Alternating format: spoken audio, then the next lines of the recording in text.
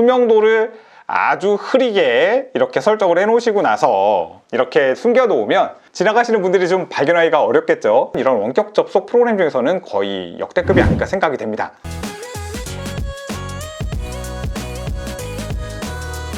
안녕하세요, 꼬마시말입니다. 오늘 여러분께 소개해드릴 내용은 컴퓨터를 이용해서 스마트폰에 접속하는 방법에 대해서 한번 소개를 해보겠습니다. 여러분들이 지금까지 사용하셨던 프로그램들은 컴퓨터에도 무언가 앱을 설치를 하셔야 되고요, 스마트폰에도 앱을 설치를 해야 되고요, 특정 사이트에 가입을 해야 된다던가 뭐 여러가지 작업을 해야 되거든요. 하지만 오늘 제가 소개시켜드릴 내용은 그것보다 훨씬 더 획기적입니다.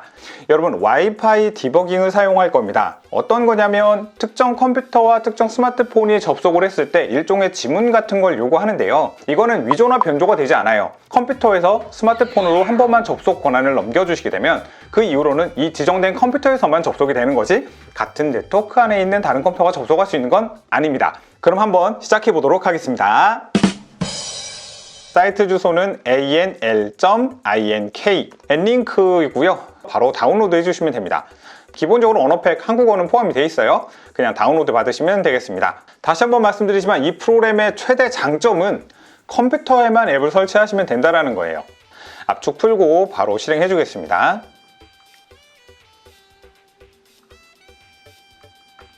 바로 인스톨 나우를 눌러줍니다.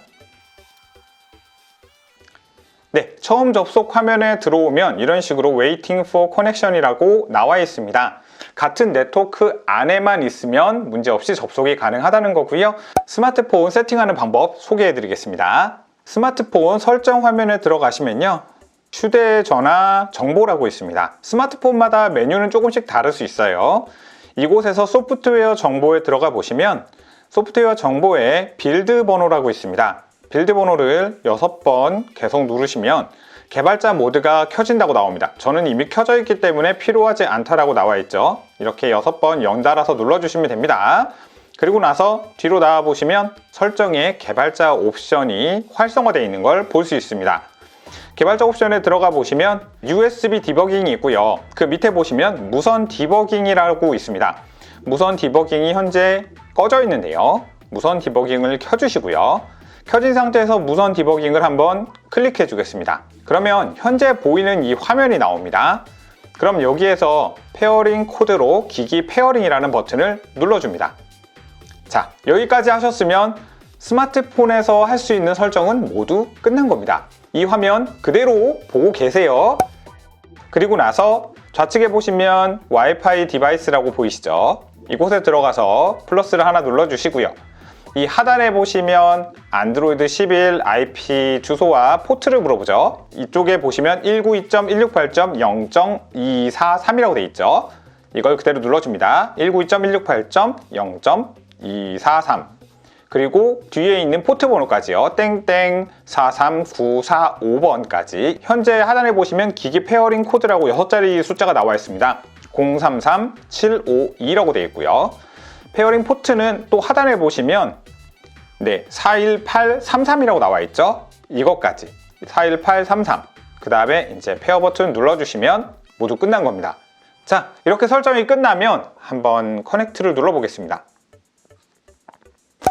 이렇게 연결이 된 걸 확인할 수가 있습니다. 참고로요, 여러분, 이렇게 접속이 된 상태에서 기본값은 스마트폰의 화면은 들어오지 않습니다. 전원 버튼 눌러서 껐다가 켰다 이렇게 할 수가 있고요. 가로로 본다던가 세로로 보는 작업, 그 다음에 뭐 밝기 조정 혹은 볼륨 조정, 모두 가능하고요. 뭐 녹음을 한다던가 뭐 여러가지 기타 기능들이 있습니다. 그러면 제가 유튜브를 불러와 볼게요. 유튜브 최고의 명곡. 원래 사이트에 보면은 스마트폰 위에서 소리가 나는 게 아니라 PC에서 소리가 난다고 했는데 제가 윈도우 11이라서 그런지는 모르겠어요. 여러분들 써보시고 한번 댓글로 좀 남겨주시면 좋을 것 같아요. 이 상태에서 제가 기기를 하나 더 추가하고 싶다, 그럼 방금 전과 동일한 방법으로 진행을 해주시면 됩니다. 이 기기는 샤오미 노트 10이고요 마찬가지로 같은 방법을 한번 진행을 해보겠습니다. 안드로이드 기종들은 다 되는 걸로 확인하고 있어요.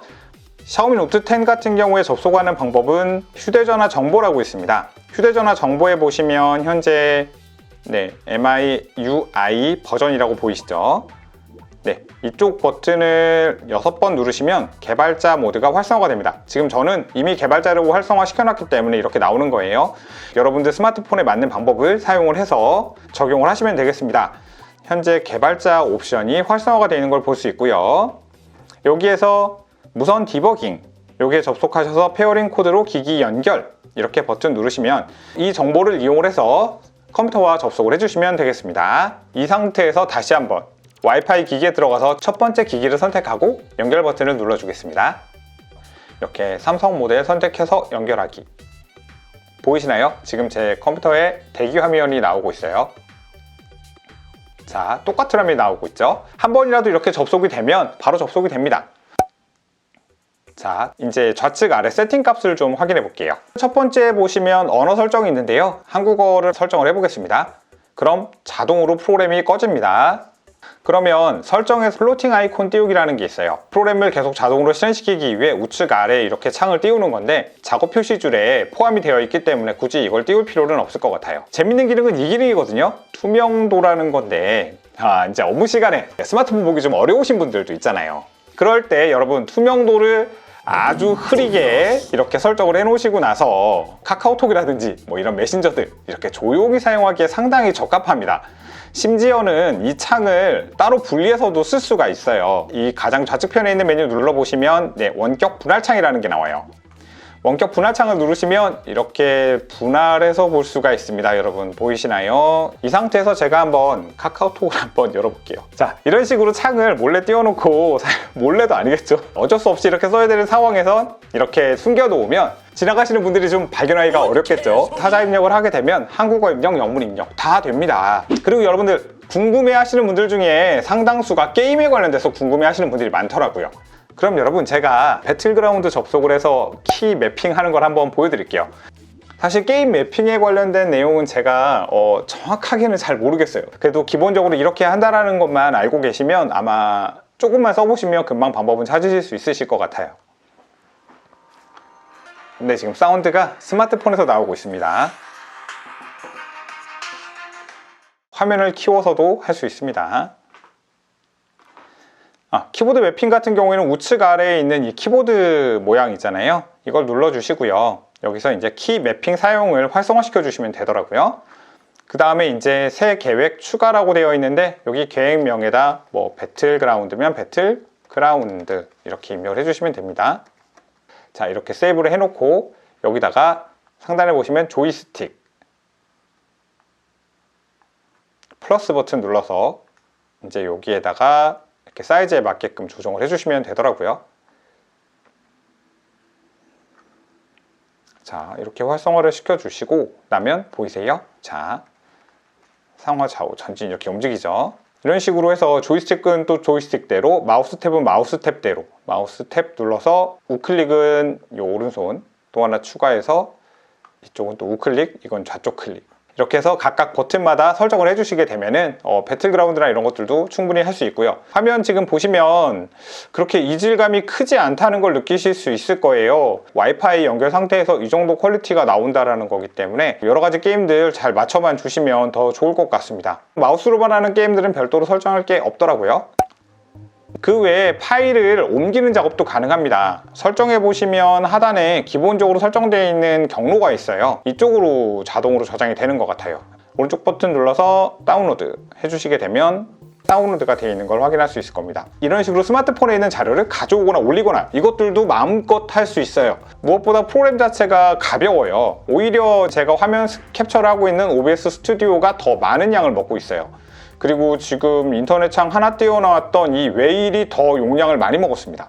스마트폰에 별도로 앱을 설치하지 않고 용량이 가벼운 이 프로그램만 가지고 이렇게 자유롭게 사용할 수 있다고 본다면 제가 알고 있기로는 이런 원격 접속 프로그램 중에서는 거의 역대급이 아닐까 생각이 됩니다. 오늘은 엔링크에 대해서 한번 소개를 해봤습니다. 근데 저 같은 경우에는 굉장히 유용하게 사용을 하고 있기 때문에 여러분들에게 충분히 추천해드릴 만하다고 생각을 하고 있습니다. 영상이 유익하셨던 분은 구독과 좋아요 부탁드리겠습니다. 감사합니다.